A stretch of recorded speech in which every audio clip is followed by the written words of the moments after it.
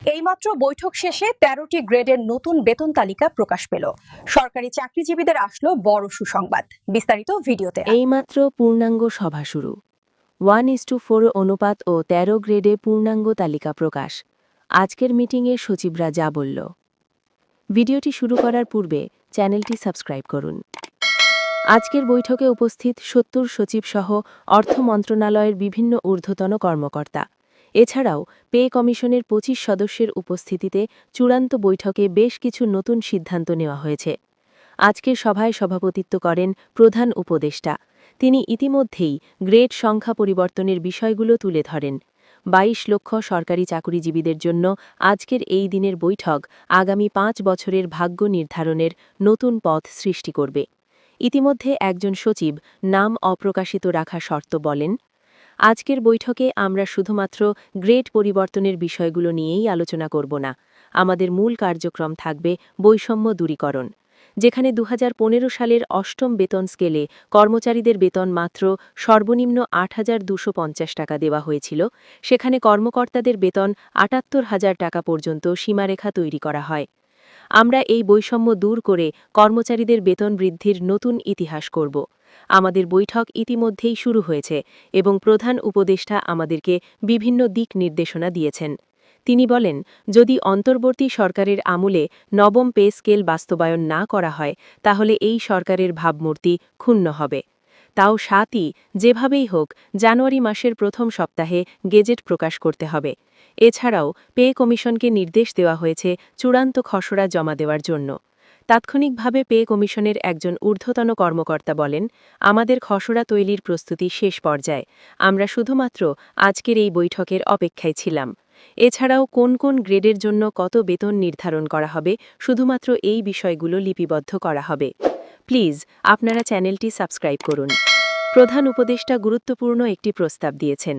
কর্মকর্তা ও কর্মচারী উভয় চাকুরিজীবীদের জন্য 1:4 অনুপাতে বেতন বৃদ্ধির জন্য তাগিদ দেওয়া হয়। কেননা যদি অনুপাত আকারে বেতন না দেওয়া হয় তাহলে কর্মচারীদের বৈষম্য নতুনভাবে সৃষ্টি হবে। তাই তাদের এই বৈষম্য থেকে পরিত্রাণ পেতে হলে অনুপাত আকারে বেতন বৃদ্ধির বিকল্প নেই। যার ফলশ্রুতি সরকারি চাকুরিজীবীরা আগামী জানুয়ারি মাসের প্রথম সপ্তাহে গেজেট পাবেন, এটা শতভাগ নিশ্চিতভাবে বলেছেন প্রধান উপদেষ্টা। প্রধান উপদেষ্টার ভাষ্যমতে অবশ্যই জানুয়ারির প্রথম সপ্তাহে গেজেট প্রকাশ করতে হবে এবং জানুয়ারি মাস থেকেই সরকারি চাকুরিজীবীদের বেতন 1:4 অনুপাতে কার্যকরের বাধ্যতামূলক পদক্ষেপ নিতে হবে। ইতিমধ্যেই পে কমিশনের একজন ঊর্ধ্বতন কর্মকর্তা নবম জাতীয় বেতন স্কেল বাস্তবায়ন বিষয়ে বিস্ফোরক তথ্য দিয়েছেন। তিনি বলেন, কর্মচারীরা হচ্ছে দেশের সম্পদ, কেননা প্রতিটি অফিস আদালতে অসংখ্য কর্মচারীরা নিয়োজিত থাকেন। বলতে গেলে তাদের সংখ্যাই বেশি। তাই তারা যেভাবে তাদের দাবিগুলো উপস্থাপন করেছে সেগুলো দাবি শতভাগ পূরণ করা না হলেও গুরুত্বপূর্ণ দাবিগুলো বাধ্যতামূলক পূরণ করা প্রয়োজন। কেননা তারা ২০১৫ সালের অষ্টম বেতন স্কেলের পর থেকে আবারও ২০২০ সালে একটি বেতন স্কেল পাওয়ার যোগ্য ছিল, কিন্তু তৎকালীন সরকার সেই বিষয়ে মতামত না দিয়ে কর্মচারীদেরকে কোণ ঠাসায় ফেলেছেন। এতে করে কর্মচারীরা অর্থনৈতিক দিক থেকে পিছিয়ে পড়েন। তাই অন্তর্বর্তীকালীন সরকারের উচিত দ্রুত গেজেট প্রকাশের তাগিদ দেওয়া। যারা এখনও চ্যানেলটি সাবস্ক্রাইব করেননি তারা অবশ্যই সাবস্ক্রাইব করুন। নাম অপ্রকাশী রাখা শর্তে একজন কর্মকর্তা বলেন, কর্মচারীদের বেতন বৃদ্ধি করতে হলে গ্রেড সংখ্যা পরিবর্তন করা প্রয়োজন।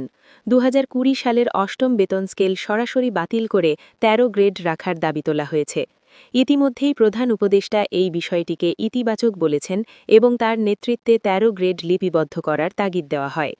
একই সাথে পে কমিশনের চেয়ারম্যান সাবেক অর্থসচিব জাকির আহমেদ খান চূড়ান্ত আশ্বস্ত করেছেন যে নবম পে স্কেল হবে ১৩টি গ্রেডে।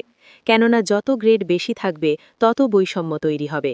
যেহেতু অন্তর্বর্তীকালীন সরকার বৈষম্য নিরসনের জন্য দায়িত্ব গ্রহণ করেছেন, তাই গ্রেড সংখ্যা বেশি রাখা মোটেও কাম্য নয়। যার ফলশ্রুতি অবশেষে সরকারি চাকুরিজীবীরা আজকের বৈঠকে সিদ্ধান্ত পেলেন ১৩টি গ্রেডের। এছাড়াও অন্যান্য ভাতা সংযুক্ত করা হবে বলে শতভাগ নিশ্চয়তা দেওয়া হয়। বিশেষ করে বাড়ি ভাড়া, চিকিৎসা ভাতা ও শিক্ষা ভাতা বৃদ্ধির বিষয়গুলোকে উপস্থাপন করেন পে কমিশন। পে কমিশনের চেয়ারম্যান বলেন, সরকারি চাকুরিজীবীদের বাড়ি ভাড়া বৃদ্ধি করা খুবই জরুরি একটি পদক্ষেপ হয়ে দাঁড়িয়েছে, কেননা যারা শহর অঞ্চলে চাকরি করে থাকেন তাদের মোট বেসিকের ৪৫% বাড়ি ভাড়া কোনোভাবেই গ্রহণযোগ্য নয়। সবথেকে বেশি ক্ষতিগ্রস্ত হচ্ছেন কর্মচারীরা, তাই শহর অঞ্চলে বাড়ি ভাড়া সর্বনিম্ন ৬৫ থেকে ৭০% পর্যন্ত বৃদ্ধির সিদ্ধান্ত নেওয়া প্রয়োজন। এছাড়াও সন্তান প্রতি শিক্ষা ভাতা ৩,০০০ টাকা পর্যন্ত বৃদ্ধির সুপারিশ করা হয়েছে। সর্বোচ্চ ২ জন সন্তান শিক্ষা ভাতা পাবেন। মোট কথা, ২ জন সন্তানের ওপরে শিক্ষা ভাতা গ্রহণযোগ্য হবে না। ভিডিওটি শেষ করার পূর্বে চ্যানেলটি সাবস্ক্রাইব করুন।